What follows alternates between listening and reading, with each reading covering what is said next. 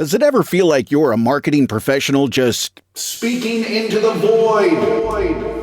But with LinkedIn ads, you can know you're reaching the right decision makers, a network of 130 million of them, in fact. You can even target buyers by job title, industry, company, seniority, skills, and did I say job title? See how you can avoid the void and reach the right buyers with LinkedIn ads. Spend $250 on your first campaign and get a free $250 credit for the next one. Get started at linkedin.com/campaign. Terms and conditions apply. Welcome to Marvelous Disney with Aaron Adams, the podcast that discusses the most recent doings at one of the more dynamic divisions of the Walt Disney Company, which is, of course, Marvel Entertainment. This is entertainment writer Jim Hill, and my co-host, the amazing Aaron Adams, and I are recording this week's episode on Wednesday, July 19th, 2023. And Aaron, you were mentioning you had something to share with the class before we get started here? Yeah, apparently we're going to start a new thing called Correction Corner, where I just correct the mistakes I made from the last show. And last show I said, extremis, that obviously came from Iron Man 2. Mm-hmm. And I had a kind listener reach out and say, excuse me, Mr. Adams, but if you'll recall correctly, that was Iron Man 3 that extremis appeared in. And they're absolutely right, it was Iron Man 3. Iron Man 2 was obviously when Tony Stark fought Ultron. But anyway, now that I've cleared that all up, we'll never have to revisit Correction Corner again. I'm very certain of that. Okay. All right. Moving on. Okay. I'm sure we'll be fine. Okay, folks, anyone who's been paying attention to the show for the past couple of months know that every week we've been talking about the impact that the writers' strike, which started back on May 2nd, has been having on various Marvel projects and that sort of thing. Well, this past Friday, SAG-AFTRA went out on strike. And if things were bad before, they just got so much worse. I can't wait to go to Comic-Con and meet my favorite celebrities. Well, that's not impacted at all, right? No, we'll get to that. Okay. Right. Let's start with what, under this situation, actually did manage to get done. Agatha Coven of Chaos. They actually managed to get that completed. Shooting wrapped on that June 4th of this year. That 9-episode limited series began production back in mid-January, but because they stuck with the script as written, it made it under the wire. No word yet about when that will premiere on Disney Plus, hearing 2024. On the other hand, Captain America, Brave New World, they wrapped production on that on June 30th. So that should have no problem at all meeting its July 26, 2024 release date. That's 51 weeks from today, just a little under a year. It will be very easy to tell if they have to do any reshoots because Captain America will suddenly be played by a sock puppet. So just be on the lookout for that. You'll be able to catch it, eagle-eyed viewers. All right. On the other hand, no less than 4 Marvel projects had to shut down in mid-production. Back on May 25th, Marvel Studios paused production on Wonder Man, a limited series for Disney Plus. That show had been shooting since April 3rd of this year, so that they were 7 weeks into production. They shut down. On the other hand, on June 14th, Daredevil Born Again, which was 3 months into an 8-month-long shoot, they paused production indefinitely. On the other hand, just this past weekend, on Saturday, July 15th, production of Venom shut down. Oh, wait, hold on. Let me hit the applause sound effect. Let's cheer that. All right, here we go. Applause. Thank you. Oh, that was nice. Okay, go ahead. Continue. Okay. They had been shooting in Spain since mid-June, and they shut down. Very same day, Deadpool 3 was forced to shut down production, and they had just begun shooting days beforehand. Then there are the Marvel projects that didn't even make it out of the gate. Oh, I want to take a wild guess, a little stab in the dark. With my pointy teeth, I would like to take a stab at thee. Please. I gotta say, Blade hasn't even gotten out of the gate yet, right? Is that the one? Yeah, and it just, what kills me about this one is they had hired Nick Pizzolatto, but the whole notion was you need to get the script done before the writers go out. Wait a minute, was that actually a stipulation like in his contract for getting hired or something?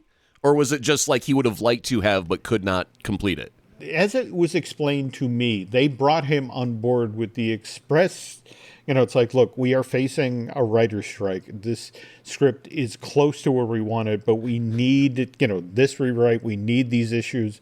Because remember, Mahershala Ali initially was the one who shut down the project because he just wasn't happy with the script. And that's another reason they brought Nick on board. Right. But it was always with the understanding the writers are going out on May 2nd. You need to have your draft in by then. And it was just one of these things, guys, I'm sorry, I can get us, evidently he got 90% of what they wanted from him. I can almost imagine a meeting where they're like actually handing him a ream of blank paper and freshly sharpened pencils. Could be like, start now. Start this very second. Please. We don't have any time. You just feel for him because, sure. the 3 days later, they had to just go, okay, we're done. It's paused indefinitely. Once upon a time, Blade was a vampire. Time's up, damn it! It was so close. On the other hand, what's interesting is Thunderbolts. Writers go out on May 2nd. They are confident in their script. They actually have a locked-in start of production date. It's June 12th. And that evidently, while they were in pre-production, an issue came up where they realized, oh, crap, we're going to have to rewrite a scene. We can't rewrite a scene. It's a writer's strike. Mm-hmm. And on May 25th, just 3 weeks before this was supposed to go before the cameras, in Atlanta, they were building the sets. They had to shut down. And, of course, we've also talked about El Muerto, the Bad Bunny project. They announced it was going to be in theaters in January of 2024, and it was just the whole notion of, don't you need a script? That one we've talked about. That one's fascinating because it wasn't a question of postponing production. That thing just came completely off of Sony's release schedule. So, oh my God, there's that applause sound effect again from earlier. What the hell? I didn't even push the button that time. It just happened. All right. So, and the other thing, frankly, touch base with the folks over at Sony Pictures Animation to see if the stories we were sharing earlier about what's potentially going on with Beyond the Spider-Verse. And it's not a question of if that's going to miss its March 2024 release date. At this point, it's a given in the building. But it's such a bad time out in Hollywood right now with just the animosity and strike and that sort of thing. It's just we got to flip that on its ear and reverse it. Mm-hmm. It's a great time in Hollywood right now because people are fighting for their rights to be paid a good living wage. And when we talk about, especially like the actor strike, we're not talking about Tom Cruise. He's not going to be affected by this. He makes whatever the hell he decides to make. Mm-hmm. But the day actors, the backgrounds, the extras, the little men that just show up for a little bit, they've got a mortgage. I actually read something that just blew my mind was this actor said, I got a house in Los Angeles, and I was on a TV show that was filming in like Vancouver. And the production gave him, it was like an $8,000 relocation fee to set him up for that first season. Mm-hmm. But season 2, 3, 4, 5, 6, 7, and 8 of that show, he did not get a relocation fee because they expected him to take that $8,000 and just say, well, I hope it all works fabulously in season 1, so I'm just going to buy a place here. Oh. And so he's like, and the thing is, if you've got a house in Los Angeles, obviously you've got that mortgage to pay off. Mm-hmm. But you want to visit your family, you got to buy a plane ticket. You got to get a cab to and from the airport. You've got to do all this stuff that they're not paying for. Mm-hmm. They give you the square $8,000 check up front, and that's it. Once it's gone, sucker. Mm-hmm. And so, I mean, there's a lot of little things that we as just average people don't take into account. Oh, no. Into what goes into living that. It's kind of like the life of a nomad. You find yourself in Italy for 6 months. What the hell am I doing here? I don't speak Italian. Oh, I'm filming a movie. It must be neat, But, anyway, so I just think that when we talk about the writer's strike and the actor's strike, especially them happening at the same time now, more power to them. I think both of them at the same time makes each other stronger in their argument to help move the needle and hopefully more swiftly in the direction that they're hoping for so everybody can get back to work. Because that's what everybody wants is just get back to work. I hope so. But this is poker at a scale I don't think anybody in the industry has seen. I mean, for example, we were just talking about Deadpool 3 and Venom 3. because sets are built. Those productions are paused. But as the Hollywood Reporter revealed just today, the cost of holding on to those sound stages where the sets are in place and, where the costumes are in storage, Aaron, that typically runs somewhere along the line of $600,000 a week. If only we could raise the rate. I mean, that's got to encourage the people that are holding all of the money to say, man, come on. We are losing mad money just sitting here. If we don't give, we're just going to continue losing money. How many more months do you want to go? I mean, obviously, when Disney's got billions at their disposal, it's not like they're going to sweat over, a couple million here and there. But still, at some point, they're going to be like, this is just nonsense. We're going to end up losing more money if we just give in now, and it'll be less of a loss. Well, just to circle back to what we were just talking about, think about it. We have production of 2 limited series for Disney Plus and 2 theatrical releases, one for Sony and one for Marvel Studios, on pause, and then 3 full-length feature films frozen in place. They can't go forward. The production teams for both Deadpool and Venom 3. The reason that Deadpool 3 is shooting in the UK and the reason that Venom is shooting in Spain is cheaper to keep a soundstage occupied. So it was a bet, the effect of let's go someplace cheaper if we need to ride this out. On the other hand, did you see the story in Forbes this week about, due to English tax law, we know exactly how much Disney Plus spent on the making of Secret Invasion? Oh, nice. Let's hear the number. What do we got? What Forbes reported is the 6-episode run cost $212 million. I've kind of been wondering about this. All right, so let's expand on the subject just for a quick moment. Considering how long these shows and movies are in development, and I honestly didn't know if Iger's desire to cut production costs would have happened at a time that would have had any effect on this show. Like it would have been too far done and completed for Iger to say, you know what, let's trim budget, right? Just a quick, to give you a little background here. Yeah, go for it. In Secret Invasion, actually, production began September 2021 and then ran through late April of 2022. So it's 8 months. Okay, so Iger wouldn't have been able to, his proclamation came after those dates. He did. Okay, so the question now is, if this is still the expensive version of the show, what the hell would it have looked like had it been the cut budget version? Where they cut the budget in half. Because I was already, making just a mildest of stupid complaints on episode 1. You couldn't show us a spaceship. You had to show us just a bright white light and a dude in a field. And I thought that was kind of cheap. And it's like, well, would we have even gotten the light? Could they have afforded that if they had their budget cuts? And now, keeping in mind that Secret Invasion is probably one of the most grounded of the Marvel series that we could possibly hope for. Because there's not a lot of flying. I mean, yeah, we get a couple of shapeshifters here and there and a little Groot arm from time to time. So yeah, there's a little bit of budget involved. So I'm just wondering, if Iger wants to cheapen things up, and how do you make more money? What do you do to capitalize on success? And it's like, yeah, you gotta sell toys and stuff like that. And how do you... And again, because we were already thinking this was a cheap-looking show. Not that there's any bad quality. Everything looks top-notch. But like I said, there's not a whole lot of flash going on the screen. A lot of dialogue-heavy scenes here and there and such. So, anyway, we'll get to the review of it later on in the show and talk more about it. But, yeah, what would it look like if we got Bob Iger going, make it only for $100 million? Well, it's worth noting here. March of 2020, pandemic, and Hollywood has to learn how to operate during COVID. And so when I was chatting with someone about that $212 million, they're like, well, look, realistically, a quarter of that budget is COVID protocols. And everything that was shot during that window of time, where Hollywood was trying to learn to deal with COVID, every film went over by at least 20% of its initial budget because it was just trying to figure out how to do this. This is also a time, and especially thank you for bringing up the COVID protocols, expanding the budget, because that makes a lot more sense. It's a lot of wasted money right there. There you go. But you look at something like Amazon spending $1 billion freaking dollars for their season 1 of their Lord of the Rings spinoff. Yep.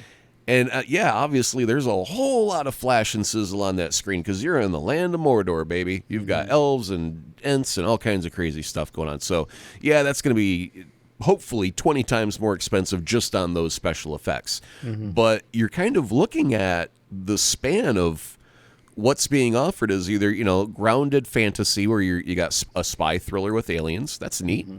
But let's say that the COVID protocol, would you say it was like an extra quarter of the budget? That's what they're telling me. Yeah, so I mean, you knock off like $50 million and get it closer to like, 150, 175, and it's like, yeah, that's still pretty freaking expensive, but if you trim the fat, and also I remember back in the day when Sam Raimi did the very first Spider-Man movie, and I got the making of art book and all that stuff, and one of the things they did was they bought a golf cart and had it wrapped in with Spider-Man logo and made it look cool so everybody can zip around the set official like and look cool.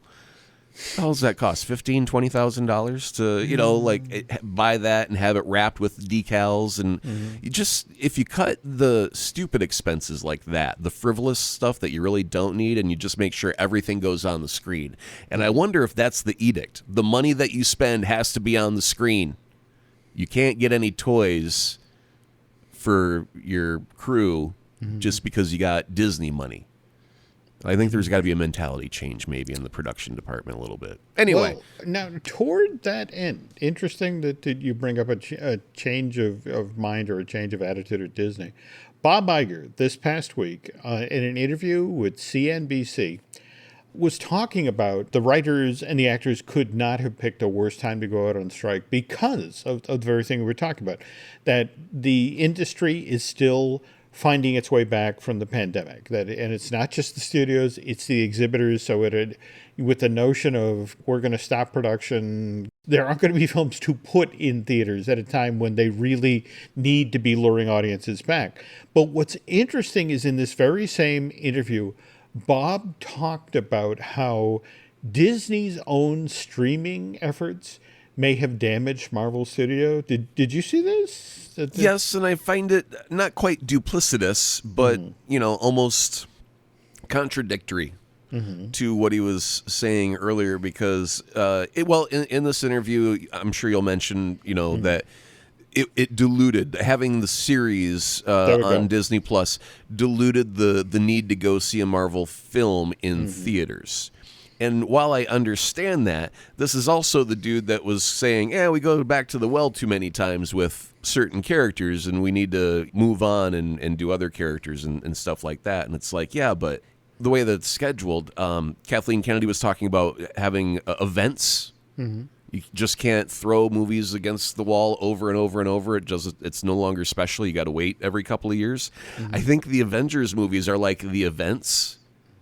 And the other movies, I don't want to call them filler, but they're the things that get you to the events. I don't know, absolutely. But it's worth noting that the film that just got paused would have been the 35th Marvel Studios theatrical release. And now, mind you, Kevin Feige has built up an amazing organization. In fact, what was kind of interesting is to compare what he did the eve of the actors going out.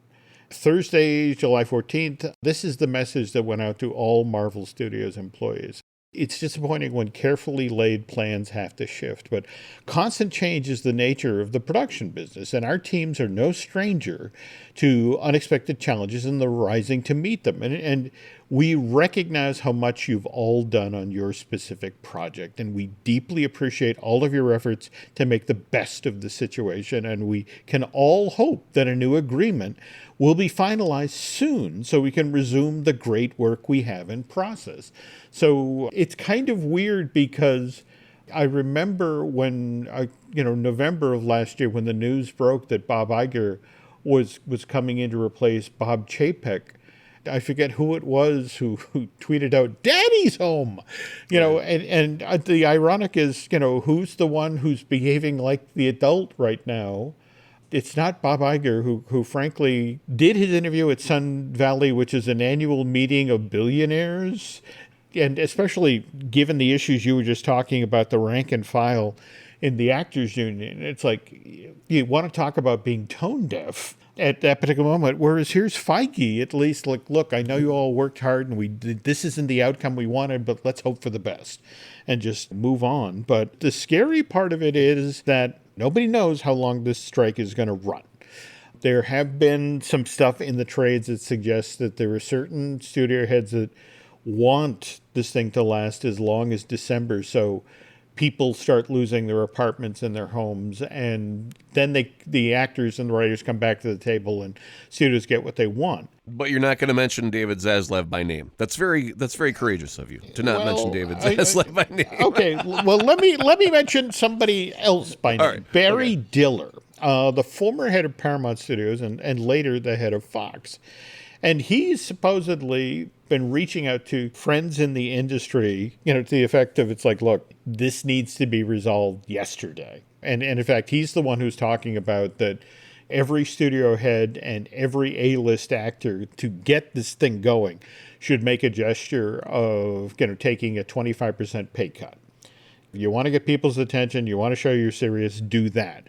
Because he's like, you guys need to pay attention here. And circling back to what Iger said, between the exhibitors and the studios, things are a lot worse than anybody's willing to let on. And Barry has flat out said, if this is not resolved by September, it is entirely possible that we're going to lose at least one studio and one of the linear television networks.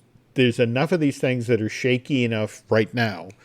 And when you look at a summer where even an Indiana Jones, or for that matter, Mission Impossible Dead Reckoning Part 1, what's been interesting is watching the stories just in the middle of this week thereabouts. It's like, it did well, but it did not meet projections. And certainly Indy didn't even come close to meeting projections. And these were supposedly, these are things that people are going to come back to movie theaters for, and they didn't. Like we were mentioning earlier about tentpole events, that's one that, you don't get that every year. You don't get Indiana Jones every year. So I think that one specifically is a demographic issue of it's us older dudes who grew up with Indy as kids that are still fond of it, and the younger generation just doesn't care. You're probably not wrong. I mean, it's just certainly, I know they're already gathering information for the after actions. Right. And it's just sort of like, what did we do wrong? Did we market it wrong? Was it the wrong release date? Or as you just mentioned, it was for an audience that was going to sit at home and wait for it to show up on Disney+. Now, speaking of Disney+, the other thing that Iger said when he was in Sun Valley, he actually said the quiet part out loud. He talked about how Disney at some point in the future might sell off its linear television networks. And by the way, that's ESPN, ABC, Disney Channel, and Freeform. Because the very group you were talking about, the ones who didn't go to the theater to see Dial of Destiny, they also don't watch linear television. They view things on their phones, which we've talked on previous shows about the impact of what the writer's strike had and now the actor's strike had on Comic-Con.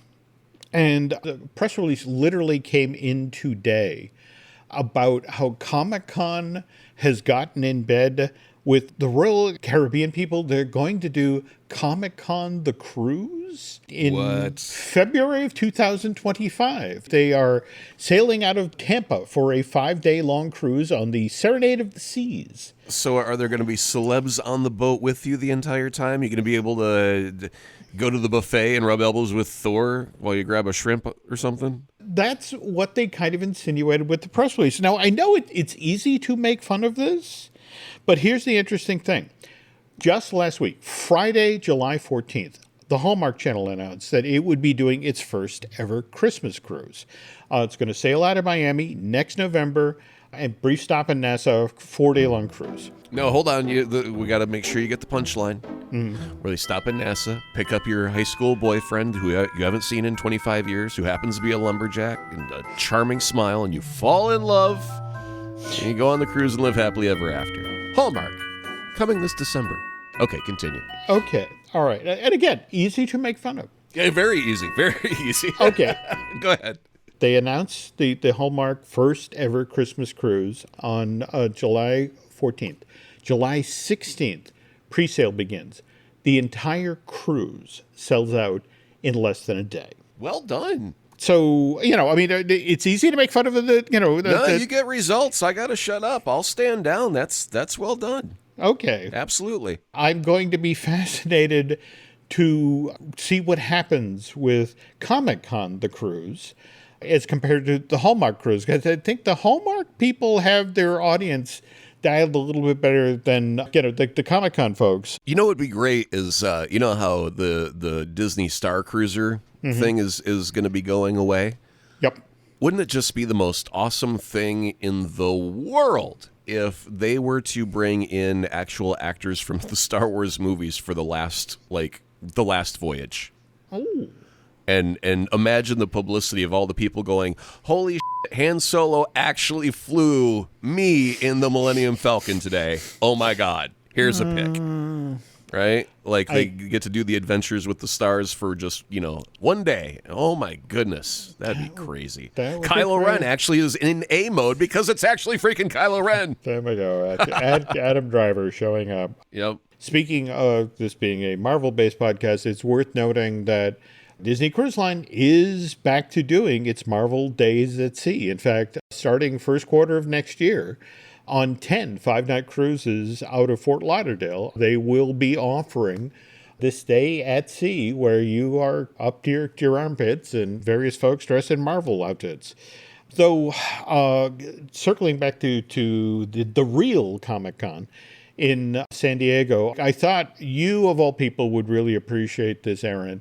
Because remember, this is kind of the stripped-down Comic-Con. The studios, because of the writer's strike, because of the actor's strike, aren't coming out. But the comic book companies will be there with comic books. And Rob Liefeld, who's one of the gentlemen who's most closely associated with Deadpool, what he's been doing since 2015, and that was the Comic-Con where if you went to Hall H, that was the first place on the planet you got to see the full trailer for Deadpool, the first movie. Mm-hmm. What Rob did that year is he drew 4 sketches of the Deadpool character, which he then hid around San Diego and then put clues out on social media. So for each day of the con, he hid a sketch somewhere where a member of the public could find it. And he's been doing this every year since then. And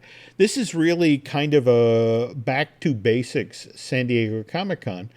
And so he said, I was telling the Hollywood Reporter, this is a chance to celebrate the comic book origins of, well, not just the Deadpool character, but Comic-Con itself. So he's doing it again this year, that all 4 days of the show. Now, mind you, Rob, because now the Deadpool fans not only know what Rob looks like, but they know what the members of his immediate family look like. So he's recruited strangers, anonymous folks, to go out and hide these sketches. And every morning, he'll just put an image of the sketch up, deliver some clues through social media, and then leave it to the fans to chase this down. And I just thought that was kind of cool. Yeah, maybe if someone were to launch a new show or something, they could use that as an idea for part of their lunch program. Go figure. Go figure. All right, moving on.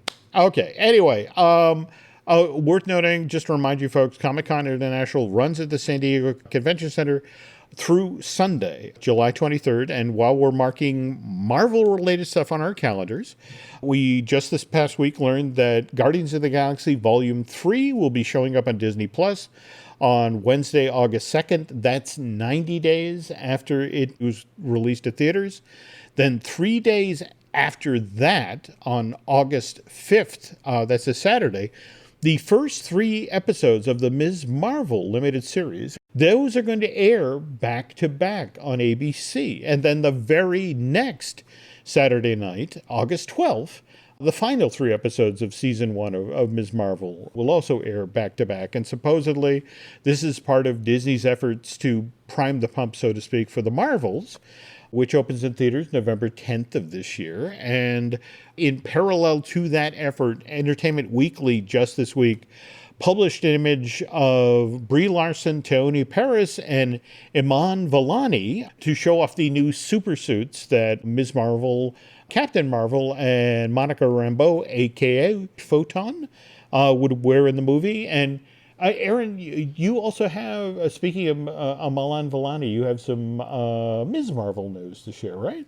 Yeah, and I don't know if she's going to have to be in the picket line for the actors or for the writers, because she got a new job. I don't know if you knew that there, Jim, but Marvel hired her. The comic book Marvel, mind you. Not the MCU people with the movies, but the actual drawing people. And she's been writing the new Miss Marvel comics, which I think is just incredibly cool. She had tweeted, I want to say it was like a week or so ago, to concerned fans that they were definitely not going to be retconning Kamala's Inhuman origins, but they were, in fact, going to also make her an X-Men. Or a mutant, I should say. Not necessarily an X-Man, but a mutant. Okay. And so, but it wouldn't negate her origin of being Inhuman. And so that was when I first was like, well, why are you saying we as if you wrote it? And then it was like, right below that, oh yeah, she's writing the actual comic books. Good for her. And I think it's really neat that Marvel's like, hey, you are the character right now. What would you want to do if you had a chance? Because if you think about how you get a role like that, I'm sure that little girl, she was already a fan. But if there was any comic that was missing from her collection, I bet you sure as anything she got a copy to plug that hole and read every freaking story that ever had Miss Marvel in it before she got to the stage on day one. To add to the story, this Entertainment Weekly piece has a wonderful little vignette where it's Brie Larson and Ms. Paris on set with Ms. Vellani. And the thing is, there's a reason that Marvel Comics brought her in to write. She knows these characters and her Marvel history backwards and forwards. In fact, that was the thing of, they would be on set shooting something and there would be a question about, where is this in continuity? Would my character have done this? And they all began to eventually pivot to Iman, who would cite chapter and verse, to the effect of, no, they did this in this issue, they did this in that film, and she became their Marvel Wikipedia. Yeah, she was also kind of giving some grief to Kevin Feige, going, the MCU isn't the 616, it's the, and then she rattled off like a 7-digit number and was like, it's really this Earth, isn't it? And Kevin's like, come on, kid, you're bothering me, jeez. Give me a break. Speaking of somebody needing a break, or at least a moment in a well-ventilated space, Goose the Flurkin is going to be a much bigger part of the Marvels. So much so that they had 2 cats on the set playing this orange tabby. They had Nemo and Tango. Now, the problem is that Brie Larson is deathly allergic to cat dander. So they had written Goose was going to be a much bigger part in the film. And but the problem is that poor Brie Larson just cannot be on the set with the actual cat. So talking about raising, the production costs of the movie, it meant that they had to do all of her scenes with a virtual cat, which Brie went on to say, I hope that can change. Until it does, a lot of the CG budget of this movie went towards me and the cat. Anyway, folks, in a moment, Aaron and I will be back and we will talk in depth about episode 5 of Secret Invasion. But first, this. This episode is brought to you by LifeLock. It's Cybersecurity Awareness Month, and LifeLock has tips to protect your identity. Use strong passwords, set up multi-factor authentication, report phishing, and update the software on your devices. And for comprehensive identity protection, let LifeLock alert you to suspicious uses of your personal information. LifeLock also fixes identity theft, guaranteed or your money back.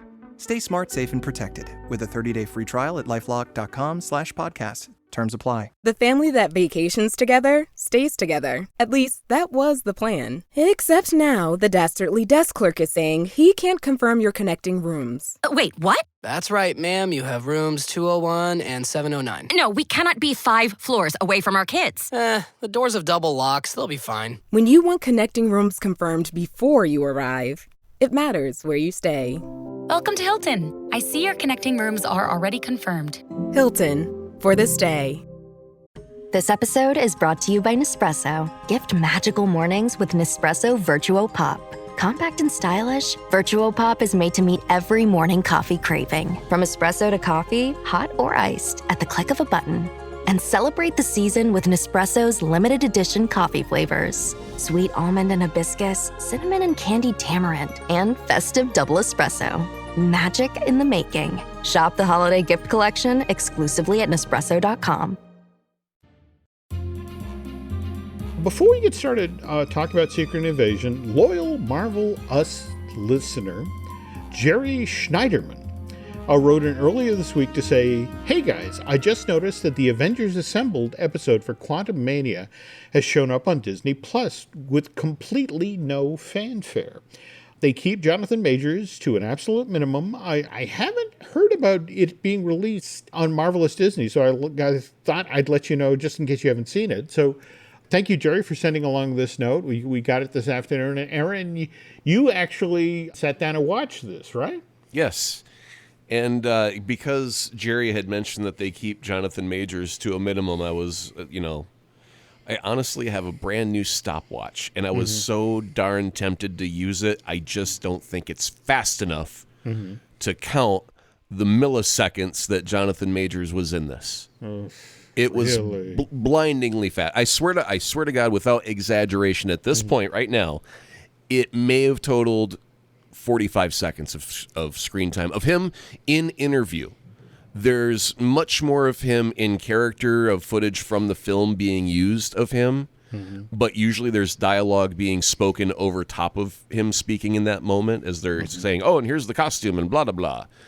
And so, yeah, they used footage of him, but when it came to an actual interview about his actual thoughts as a human, 45 seconds or less. And compare that to freaking MODOK, that guy, fine actor, but a relatively minor character, comparatively speaking, had a good, 3-4 minutes of chit-chat time. Yeah, so that felt really kind of harsh. And even if the guy did something wrong, he was a part of your project. And everybody got to speak their opinion, and you're just cutting someone out who hasn't had a trial yet out of fear of what if, I'm going to use the title of your animated show against you, what if Jonathan Majors did something bad? And, obviously we don't want him to have done something bad, but God, man, you're already punishing the dude. Yeah, we'll move on from that. Now, the rest of it, okay, so here's the thing that I was surprised by. I thought for sure that most of the Quantum Realm was going to be a digital effects artist sitting in a lab at the 11th hour with unfinished effects, because a lot of shots in the background may have been a little blurry or out of focus. And I thought, well, maybe they just didn't have time to finish it, and they said, just rack it out of focus, and we'll call it a day. And really, that wasn't the case too much, because they were using the volume. And they had a lot of that spacey, crazy stuff already done and up there. And so that just made it then an artistic choice on the director's behalf. And then I have to go, well, damn, I disagree with that. I want to see all of that colorful, wonderful, poppy, Kirby background or whatever style you want to call it. But I want to see that. And how dare you put it out of focus to focus on the foreground characters. Anyway, go ahead. Well, no. It's interesting you bring up disagreeing with the director because, again, Hallie Atwell has been out doing publicity for Mission Impossible Dead Reckoning Part 1. And as part of those interviews, she was on the Happy, Sad, Confused podcast and was talking about working on Doctor Strange and the Multiverse of Madness. And said when you work on on a movie like this that has so much CG. It's weird. It's just the nature of the scale of a project that's this big. It's CG is going to sort everything out. So I'm in a film with John Krasinski and, Sir Patrick Stewart. Never met them. I got to see them at the premiere, but we did not work together. And more to the point, the way that Captain Carter was taken out in this, as she puts it, and then my character is immediately cut in half by a Frisbee. She felt that really didn't serve Peggy all that well. Not Peggy, but in that moment, storytelling-wise, they're trying to emphasize only the fact that the Scarlet Witch is the baddest mofo in town right now in this movie. And that everybody should be afraid of her because these heroes that we expect so much from were taken out practically instantly. Before they could even shake hands, they were a pile of goo on the floor. And so, and also, without any real repercussions because we're in a different universe. And so they're not our versions of these characters. So it's okay to kill them unceremoniously as if they meant very little to us. Okay, I can get behind that. Though what's interesting is to bury the needle in the exact opposite direction. Ms. Atwell also talked about the end of Endgame. She was talking with the Russo brothers about the original script is Steve arrives at Peggy's house. He knocks at the door and she sees him and they have their reunion. And the Russos, they didn't want that. That's too obvious. It is too literal, And so what they designed instead was the ending of the film that we know today, the long shot where we see that the door is open and the camera pushes in and they've already reunited. They're having their dance. And the thing is, we trusted the audience. The audience would fill in. All they would feel is the emotion. These two have finally reunited and they finally got their dance. They finally found each other. And she was like, I initially fought them on this idea, but when you look at it, it's far more evocative the way it is right now. And it was the right choice by the filmmakers. To jump on that one point right there, in radio, that's what we call theater of the mind. You let the audience do the heavy lifting. You imply heavily, but you let them do the heavy lifting of the storytelling. And also, I can't remember the name of the highfalutin director, but the quote was that when you're making cinema, you're really trying to find ways to hide the obvious from sight, to kind of shoot around it, to not make it too obvious, to let the audience do some work. And I thought that was kind of brilliant because there's so many times in storytelling they say, show, don't tell. Don't give me a narrator. Show me the thing. Or, don't tell me about the bank robbery. Show me the bank robbery. Things like that. And so this is the exact opposite of that mentality of don't show, let them. And here's the other thing. We'll do it right now. For the gentlemen in the audience, imagine the most beautiful woman you've ever seen. And for the women, imagine the most attractive man you've ever seen. Spend a moment with that thought. And when you get done with it, just know that every human that heard those words imagined a different face, body, and person altogether. No one had an identical perfect, but it made you happy. So being that little bit of let the audience do the work really, really is effective because that you have your own idea of what bliss is. So it's like, I'm going to let you say bliss happened here. What is that for you? And that's when you fill in the gap and you go, oh, it was the most romantic moment ever. Oh, it was so romantic. Because everybody gets to fill in that gap for themselves. Since we're talking about emotional components of Endgame, I just, forgive me for drifting to the retail side of things, but the folks at Entertainment Earth, in honor of the 15th anniversary of the debut of the original Iron Man movie back in May of 2008, have created a prop replica of the arc reactor that Robert Downey Jr. wore it was part of his Iron Man suit, but they've created a version of this that has emblazoned across this piece, which is 1-for-1 size of the one that was in the film, but it has the I Love You 3000 emblazoned in it. They've only made 500 of these. Given the credit scene in episode 5 of Secret Invasion, I can't help but think that if Nick Fury and his minions had come across Tony's arc reactor there, they wouldn't have necessarily collected the arc reactor, but they would have swabbed it. And again, I apologize, folks. We're going to get into some spoilers here, so just, if you haven't seen episode 5 yet, you might want to jump ahead. When you and I were talking about this earlier today, Aaron, I mean, you were surprised at, how short this episode was. What, 31 minutes? Yeah, it felt really, really short, and then it felt a little bit more on the exposition-heavy side of things, a lot of talky-talky and not a lot of doey-doey. Mm-hmm. We're getting, to the last episode now after this, but when you're in the next to last episode, you do expect things to ratchet up, so you have this unbelievable tension, and that whole last episode can be payoff. And I guess that's kind of where they're at, but this just seemed like, here's some words, and here's some more words, and here's a lot more words, and okay, we're done. Mm-hmm. I mean, it's not like anything bad happened in the show that I was like, oh, that was horrible. I mean, it was all still good storytelling in line with what they've been giving us so far. Mm-hmm. It's just, I guess my expectations, very rarely ever meet whatever is put in front of me, and that's just one of my own personal faults. Not really the show's fault.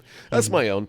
But anyway, when we'll cover some of the things that happen. One thing, when you burn a corpse, I don't think you're coming back from that. There's no Tahiti treatment for ashes that I'm aware of. This is true.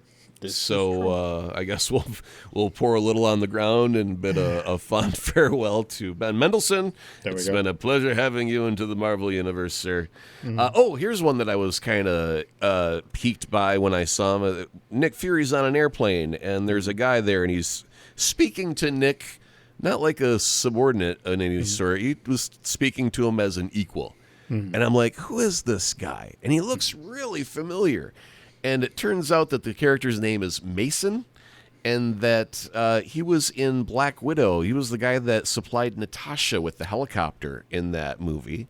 Oh. And they had a little back and forth verbal sparring where he wasn't taking no guff from her either. Mm-hmm. And so, I don't know who this cat is, but apparently he's like the supplier of things to the S.H.I.E.L.D. agents or the Black Widows whenever they needed them in a moment. So, I don't know if Mason's going to be, featured more, but I'd like to see him. He's a cool character. Okay. Nobody packs a go bag like a Fury.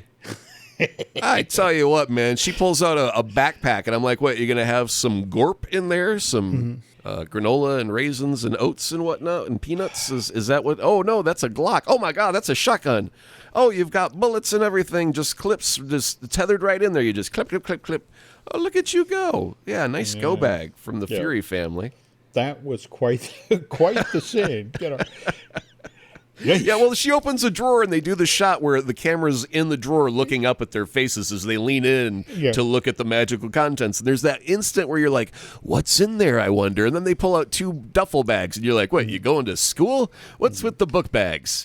And and then all the ammo and arms come out and you're like, oh, it's a Fury go bag. All right, locked and loaded. So talk to me about Rhodey, which, by the way, interesting thing about, again, that post-credit scene, you understand the significance of that. It basically proves that Rhodey was not a Skrull in Endgame, because if they were swabbing the battlefield, so to speak, somebody would have discovered that. So what's kind of interesting about that is the whole Kevin Feige's, Rhodey could have been a Skrull for a number of the appearances, and it's just sort of like, well, no. It looks like now the longest that Rhodey could have been a Skrull was when we had him and Sam chat in Falcon and the Winter Soldier. So not quite the Machiavellian, been at this for years thing going on, or at least, I don't know, maybe in episode 6 they'll find a way to walk this back much further, but how do you feel about marching into episode 6, where things left off. I mean, yeah, it's like obviously they have to come to a head. Mm-hmm. They've got to meet face to face, so to speak, with Skrulls. Mm-hmm. And then they've got to have their battle. And so it's basically, how is Nick Fury, ordinary older gentleman, going to take on a super Skrull? And especially if he's giving him the magic juice. Mm-hmm. And so, yeah, there's just a whole lot of who's going to show up in the finale. Mm-hmm. Are we going to have more guests show up and help Nick out at the last minute unexpectedly? And if this is supposed to lead into the Marvels... Yes, thank you. How is he getting from here to the space station? Especially given the corner the character has been painted in at this point. Well, I know there's one team that has a really bright spotlight out in a field that will help him get back there if they just do a really tight shot. There we go. There we go. All right. Before we bring this week's episode to a close, we were mentioning things to add to your calendars, and when something else just came in over the transom is Aaron and I were recording here. The Andrew Garfield's The Amazing Spider-Man 2 will be debuting on Disney Plus early next month on Friday, August 11th. So I think at this point we have them all over there yet. I don't know if any are gonna trickle out before that arrives or not. Ah, okay. I mean, because they only have them for a limited time, right? They're not going to be there for the rest of life and eternity. So there's an expiration date on that milk. I just don't know what it is. Smell it. Does it smell sour? Taste this. Does this taste bad to you? Is this bad, Spider-Man? Honey, we need new Spider-Man. Put it on our grocery list. This one's gone bad. Sorry to do that. Well, no. I always enjoyed that joke. Okay. And speaking of things I have really, really, really been enjoying, the 32nd Street podcast. So what are you going to upset me with learning about now? What's this week? Big Pharma. Big Pharma. It's such a pain, such a bad thing. Here's a little fun nugget that you'll learn from the show. Mm-hmm. It was a drug company that was not using their medication for depression. It was a sleep aid. However, within the commercial, they used exact words that are usually found on a clinical form saying, if you're sleepy, if you wake up tired, if you have this, try this drug. And the thing that they were describing in those very exact clinical words that you can find on forms is for depression. But they were selling a sleep aid that was very addictive. And so basically what they were doing was telling you keywords to go tell your doctor so that you'll get the exact right drug. Oh. Yes. Yes. You're diagnosing yourself all of a sudden instead of the doctor diagnosing you and asking you a series of questions. You're going in preloaded with the wrong information. So, you're welcome, America. Big Pharma. Okay. 32nd Street. Check it out. All right. Again, folks, you learn a lot on this show. On the other hand, here you learn some things. Hopefully we entertain and divert you with shows like Disney Dish with Len Testa or Fine Tuning with Drew Taylor, who, by the way, day before the show debuted, was down at Comic-Con and, in fact, was in Hall H. He and his co-host, Charles Hood, the two of them do the wonderful Light the Fuse, the official Mission Impossible podcast. But they were there. They emceed the panel for, Teenage Mutant Ninja Turtles, Mutant Mayhem. But I have Drew under orders to take pictures from the stage of the 6,000 people looking back at him. I don't think he's ever played in front of a crowd that big before, but very, very cool. And, by the way, Brian Gahn, also down at Comic-Con this week. He's at Bill He's Scott's. in Hall H watching Drew up on the panel. Probably. But when he gets back, he's going to share all sorts of Star Wars-related info he learned while wandering around the San Diego Comic-Con on our next episode of Looking at Lucasfilm. And you're still on the Twitters, right? Still on the Twitters. I had tacos last night. I've been on the Twitters all night. Anywhere else? No, I don't have time to do all the things and such. I I got to keep plowing this trench of hell that we call Twitter and leave it at that. But if you want to find me, you can find me over at Azaprod, AZAPROD. I just shared that Tony Todd is going to be voicing Venom in the new PlayStation Spider-Man 2 video game. Tony Todd is the actor who's the Candyman. Wow. I can't wait to hear the Candyman voice Venom. That's cool. I mean, mind you, I remember Tony from was it Next Gen? Which of the Star Treks did he do? Anyway, he's done a lot of work. He's done a whole slew of work, and he's been featured in many, many places. I just love the Candyman. So that's the one I gravitate towards. But anyway, over on Twitter, and Jim Hill, you're also on Twitter as well as elsewhere, so go ahead and do those. Yeah, let's see. I'm on Twitter. Nancy has just launched this on Threads, which is tied to Instagram. And in all those cases, I guess it's just Jim Hill Media. And also on Facebook at Jim Hill Media News. Anyway, Aaron and I look forward to seeing you folks on the social medias. And then in a week's time, we'll be back with a brand new Marvelous Disney. But till then, thank you for listening, and we will be back soon.